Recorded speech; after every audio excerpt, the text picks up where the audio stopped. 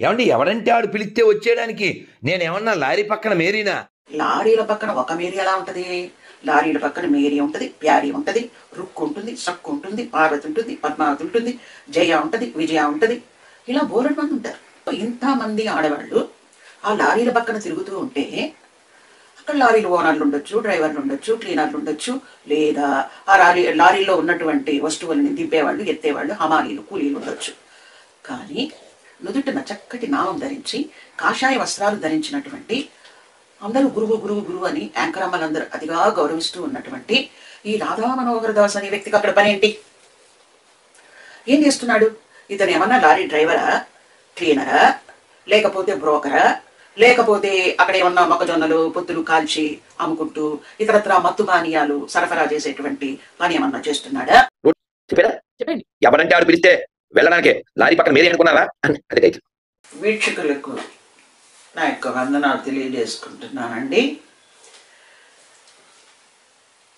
ఇప్పుడు మరొక వీడియోతో మీ ముందుకు రావడం జరిగింది. కంటెంట్ ఏంటంటే, ఒక వ్యక్తి మరొకరి విశ్వాసాన్ని లేదా మతాన్ని లేదా ఆధ్యాత్మిక మార్గాన్ని ఏ భాష ఉపయోగించి మాట్లాడకూడదో అటువంటి భాషను ఉపయోగించి మాట్లాడినటువంటి ఒక వ్యక్తిని తప్పకుండా ప్రస్తావించవలసిన అవసరం మనకి ఏర్పడింది. ఆ వ్యక్తి యొక్క భాష, భావజాలము, ఆ వ్యక్తి యొక్క వేషమును చూసిన వాళ్ళు బిత్తరపోతున్నారు. అయినప్పటికీ సమాజంలో మీడియా అని చెప్పుకుంటూ ఉన్నటువంటి గౌరవమైన వ్యక్తులు కొంతమంది ఇటువంటి వాళ్ళని ఎంకరేజ్ చేసి వాళ్ళు క్రైస్తవ్యాన్ని లేదా క్రీస్తుని అపహాస్యం చేసి కామెడీలు చేస్తూ ఉంటే ఎందుకు దాన్ని కంటిన్యూ చేయటము, ఆ వీడియోలు చేయటము, వాటిని రిలీజ్ చేయటం చేస్తున్నారో నాకు అర్థం కావడం లేదు. క్రైస్తవులు భారతదేశానికి, హిందూ మతానికి వ్యతిరేకులు, శత్రువులు కాదు.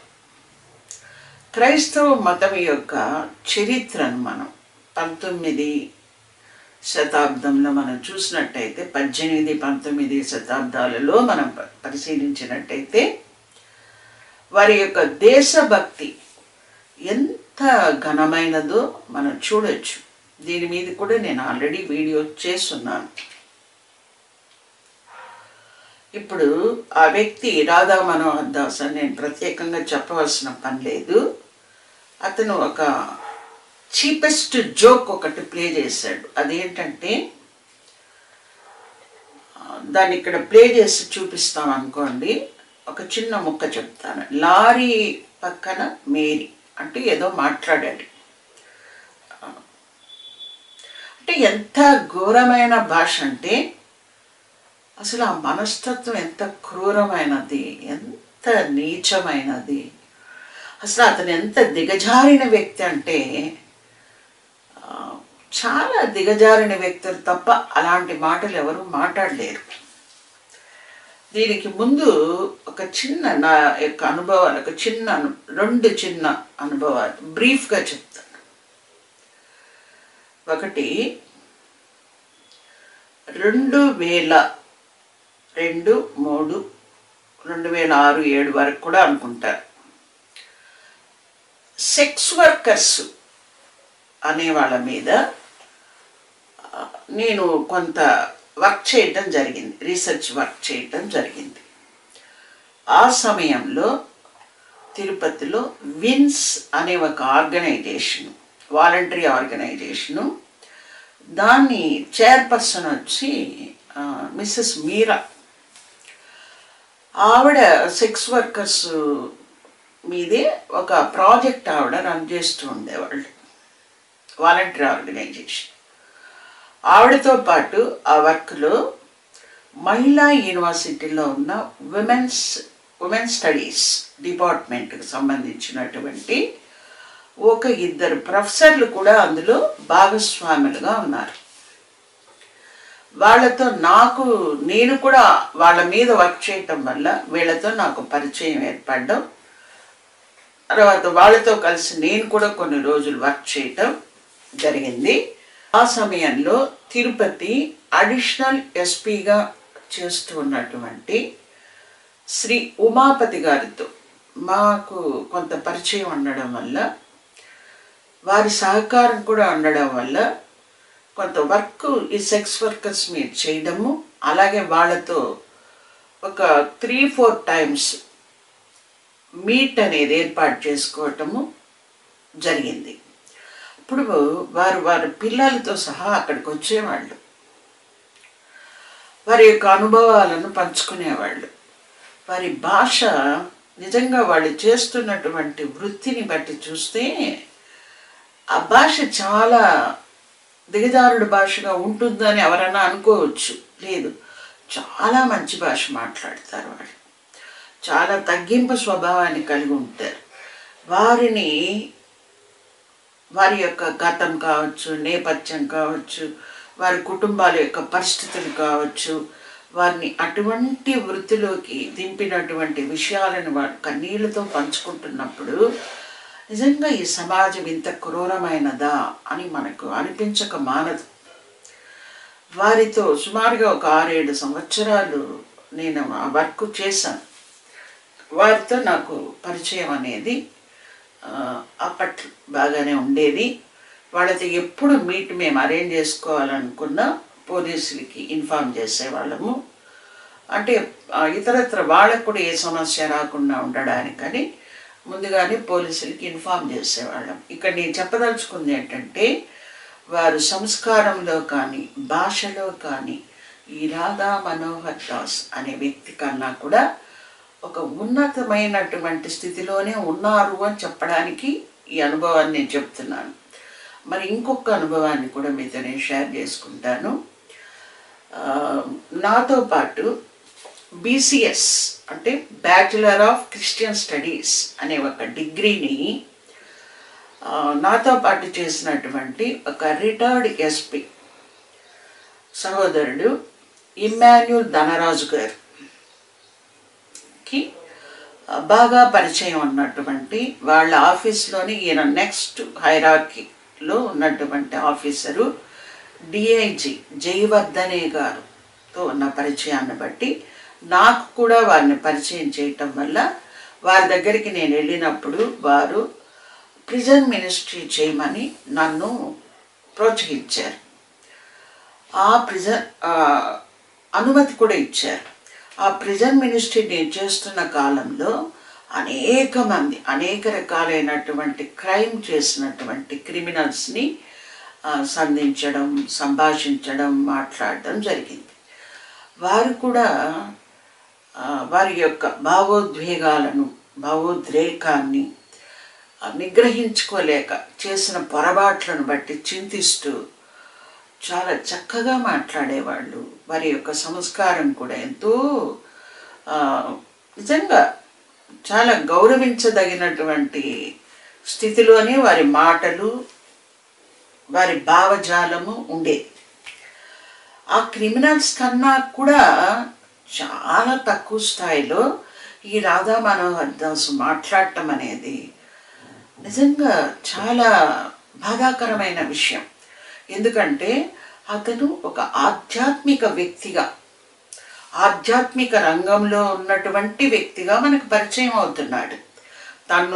అతను సాధువుగా పరిచయం చేసుకుంటున్నాడు. తాను బ్రహ్మచర్య దీక్షా పరుణ్ణని చెప్పుకుంటున్నాడు. అటువంటి స్థితిలో ఉన్న ఒక వ్యక్తి మాట్లాడాల్సిన మాటలు, మాట్లాడకూడని మాటలు అంటూ ఉంటాయి. కానీ అతను ఎదురుగా ఒక మనిషి కూర్చొని కాస్త నవ్విన ఈయన దాన్ని ఏమనుకుంటున్నాడంటే, ఈయన ఏదో పొగుడుతున్నట్టు, లేదా చాలా గురువు గారు అని పిలవంగానే ఈయనేదో మహా గురువు అయిపోయినట్టు ఒళ్ళంతా ఊపేసుకుంటూ విచిత్రమైన వికృతపు నవ్వులు నవ్వుతూ లారీలు మేరీలు ఏంటి భాష. ఇతని గురించి మనం ఇతనికి కొంత సంబంధం ఉన్న వాళ్ళే ఒకరు నాకేం చెప్పారంటే, ఈయన శిష్య గణములో ఉన్నటువంటి వ్యక్తులే కొందరిని వ్యతిరేకించడం కూడా, వీడియోలు పెట్టడం కూడా ఒకప్పుడు జరిగింది, మనం చూసాం కూడా.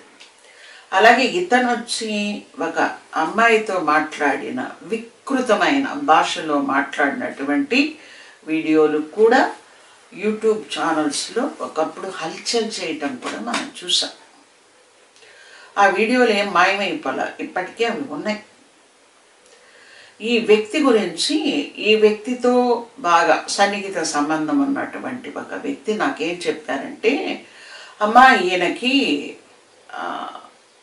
పూర్వాశ్రమంలో, అంటే ఇతని ఇలా తయారు కాకముందు మేరీ అనే ఒక క్రిస్టియన్ అమ్మాయితో ఇతనికి పాపం ఒక మంచి సంబంధం ఉండేది.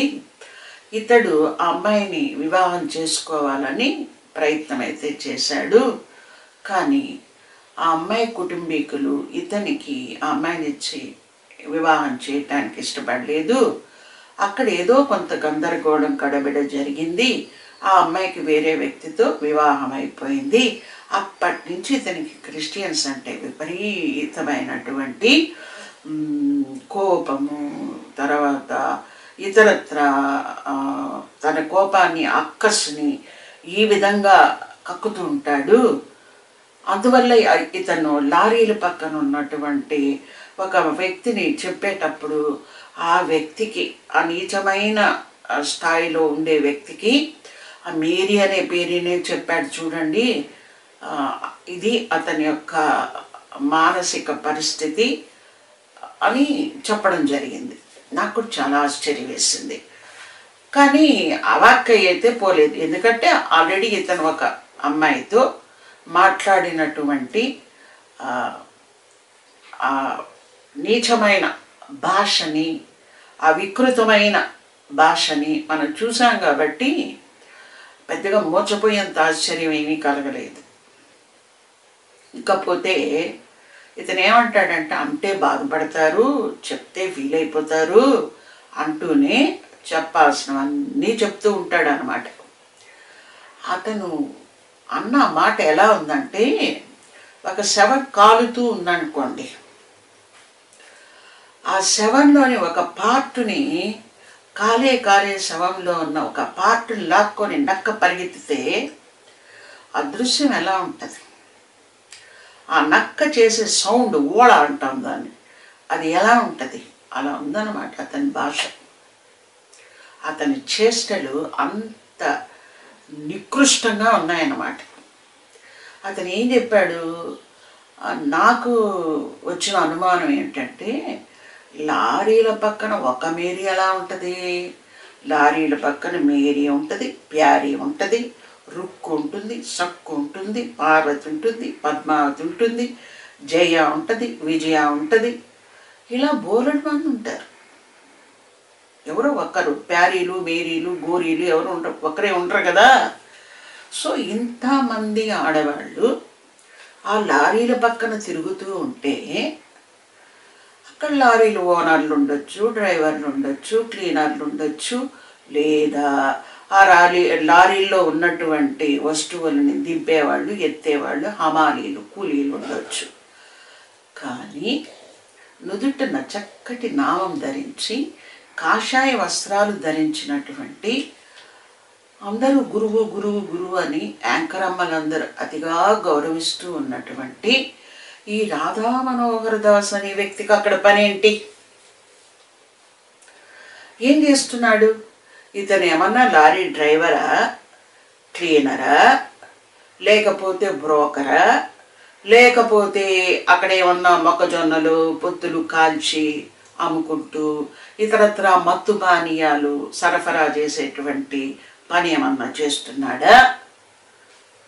అక్కడ అటువంటి వృత్తి చేసేటువంటి, లేదా ఏదో అటువంటి నేపథ్యం కలిగిన ఆడవాళ్ళని ఈయన చెప్తున్నాడు, అది మన భాష కాదు. అది ఉన్నటువంటి ప్రదేశంలో ఆధ్యాత్మిక జీవితాన్ని గడిపేటువంటి ఒక భక్తుడికి ఉన్న పని అంటే మీరు చెప్పండి.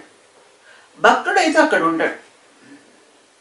భక్తుడైతే ఎట్టి పరిస్థితుల్లోనూ అక్కడ ఉండడు. ఎందుకంటే భక్తుడు అక్కడికి వెళితే అసలు అంటే అంతకంటే చనిపోవటం మంచిదనుకుంటాడు అతను.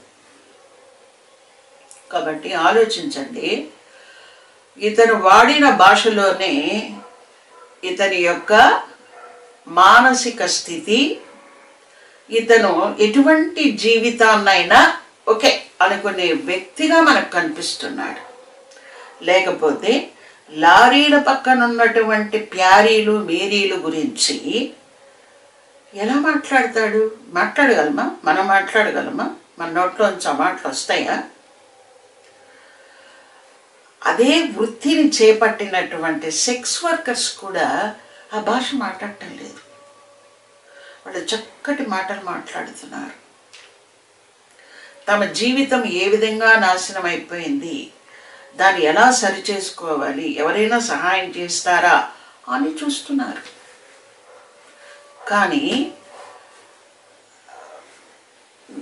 పదే పదే పదే పదే దైవ నామస్మరణ చేస్తూ మంచి ఒక భక్తుడికి తగిన ఆహార్యమును కలిగినటువంటి ఒక వ్యక్తి ఆ నీచ నికృష్టమైన భాషను మాట్లాడుతున్నాడు.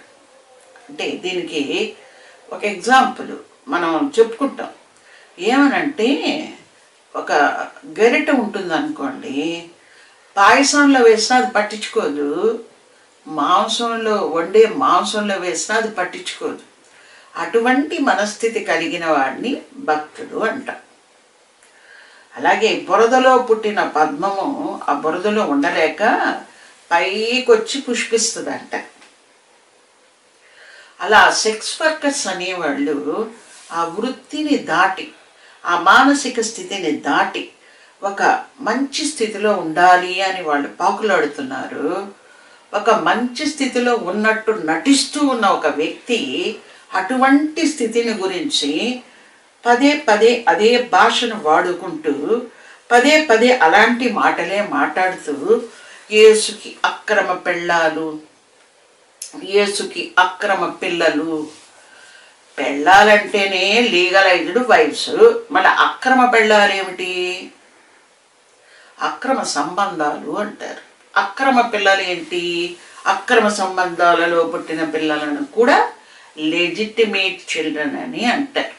అంటే ఇతని భాష చూడండి, అతని భావజాలం చూడండి, ఎంతసేపు వికృతంగా చండాలంగా ఒక దైవికమైన మార్గంలో చిరించే వ్యక్తికి తగని విధంగానే ఉంటుంది. ఇంక ఇతనికి పిలిచి ఏదో పీఠం ఇస్తారంట, నాకైతే తెలియడం లేదు.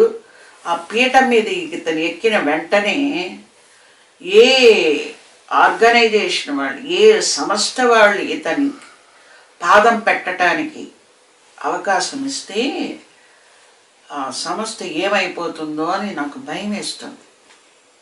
కాబట్టి బాగా ఆలోచించండి. ఇతని యొక్క భాష, వికృతమైన భాష, క్రైస్తవ్యము మీద తను ఉపయోగిస్తూ ఉన్నటువంటి భాష వల్ల క్రైస్తవ్యముకు వచ్చే నష్టం ఉండొచ్చు, కానీ అంతకంటే ఎక్కువ నష్టం హిందూ మతానికి ఉంది. ఇటువంటి వ్యక్తి, దైవికమైనటువంటి వేష భాషలను కలిగిన వ్యక్తి ఈ భాష మాట్లాడినప్పుడు ఏమనుకుంటారు ఎవరైనా? ఇలాంటి వాళ్ళు ఇంత నీచంగా ఉంటారా అని అనుకోవడానికి ఎక్కువ అవకాశాలు ఉన్నాయి. అమ్మ ఈ దాసు గారిని కన్నటువంటి కన్న తల్లి, మీకు నమస్కరించి మిమ్మల్ని ఒకటి కోరుకుంటున్నాను.